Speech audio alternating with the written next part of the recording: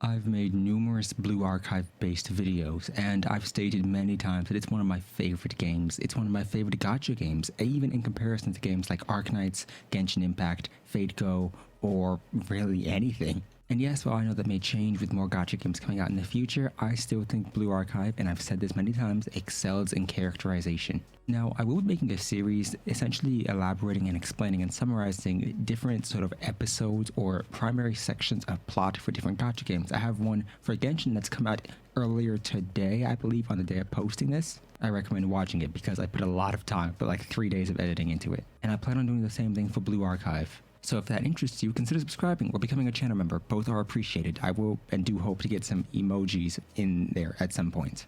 Regardless, one of the things I want to mention and discuss today is how Blue Archive, in my opinion, constructs and positions the story in a perfect way to really draw you in and ensure that you're enticed. Now, this doesn't mean Blue Archive's story is perfect, not in the slightest. Doesn't mean it tells you this in the best way, no. But I do believe it tells you it and presents it to you in a better fashion than other gacha games. So, allow me to discuss some Blue Archive.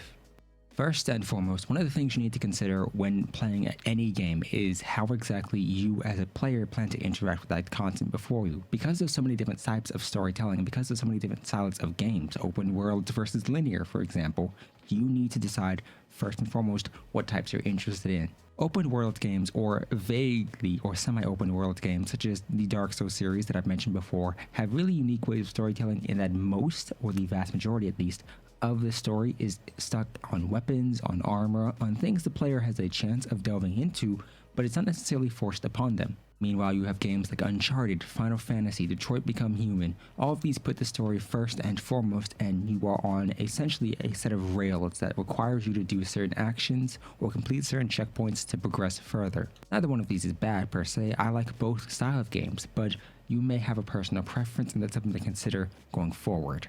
I think that regardless of which style you prefer, it's very important when you take a look at it from a developer's perspective to consider how many times or how likely the player is going to interact or notice the specific amount of effort and content you put before them.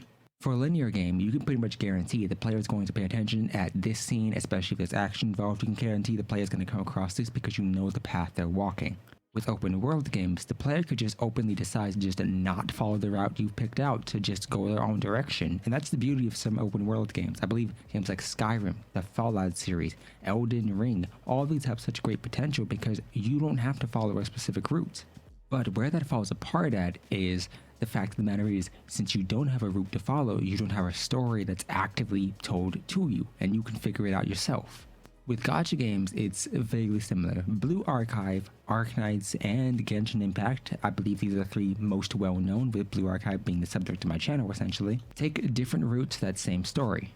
In Arknights, your progression overall, whether that be through missions, if you want to farm items or whatever, is essentially tied to the story. As you progress further and further into missions, which gives you materials and useful items to farm, you also get tidbits of the story told in between those missions or told during them. This doesn't necessarily force the player into a situation in which they have to read or have to listen to this, but instead it puts them in a position in which they should theoretically already be paying attention, especially since there's no auto feature or sweep function in Arknights. Genshin, meanwhile, puts you in a situation in which it forces you to read every line of dialogue, or it even puts cutscenes in front of you. And when it puts those cutscenes in front of you, it's actually quite interesting. But the problem is that a lot of individuals don't care to reread paragraphs and paragraphs of text because it's simply not interesting, to them at least. This, and all forms of storytelling, have its own drawbacks. Blue Archive chooses a different method. Your progression in the game is largely not tied to the story at all. You can push really far in the game without having paid attention to the story in the slightest. And outside of that, even if you do decide to go look at the story just to progress further, you can skip the entirety of it and just get straight into the combat, or skip the entire episode.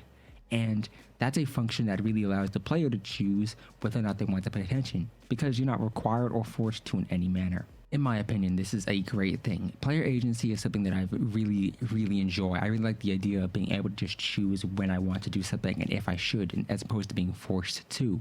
None of Blue Archive's events are time gated in the sense that they don't lock you out if you haven't completed a certain mission. Even if you did, perhaps maybe you didn't participate or didn't finish the event, you can still go back and look at the story-related content. Nothing is tied off. Nothing really punishes you outside of the rewards from not being in there or not participating. I've said previously, not too often, I think, but I've still said nonetheless, that I originally wasn't interested in Blue Archive story. I plan on going in depth and delving into specific units that have drawn me in and really caught my attention, but outside of that, Blue Archive not forcing me into a story, even though forcing me into it might have gotten my interest early on, I would have lost it later on. By giving me the opportunity and the option to check it out at any point in time and not forcing me into a situation in which I'm required to click through dialogue or required to click through text box or every single time I want to progress further required to watch a cutscene play out, I as an individual am capable of just progressing through building my characters that I like and then taking the downtime to look at the story, to look at the subplots, look at the episodes and everything else I can, and that really is a nice feature. I didn't expect my previous Blue Archive videos to get traction like they did, especially not the one where I discussed all of the stories or how amazing I thought Blue Archive was, but it did, and I'm very appreciative for that fact. I like this game and like sharing that love and adoration for it with you guys. So I do appreciate every view, every like, and every comment. And ultimately, because of that newfound traction, because of the people who come here to watch the Blue Archive content, I put a lot more effort not only into learning more about Blue Archive as a game, but researching the characters. I originally wasn't interested in a lot of people, and I've decided to go through their relationship storyline, build up my relationship rank with all of them, to see their story, to watch and understand them, to try and get a better point of view, because I know a lot of you main or perhaps really enjoy a character that I don't care too much for. And I want to be able to have that perspective going forward, and that way, regardless of what happens, I can at least say, yeah, I understand what scene you're talking about, or yeah, I understand what trait you're talking about, or what character. Because there are a lot of people, a lot of players, a lot of characters in Blue Archive, and ultimately I do want to at least have a vague understanding as opposed to sitting here for hours on end or for minutes on end talking about characters, units, and a story that I don't understand. So before I delve in depth into the actual story in separate videos, I want to delve into the main characters who I think are going to play out.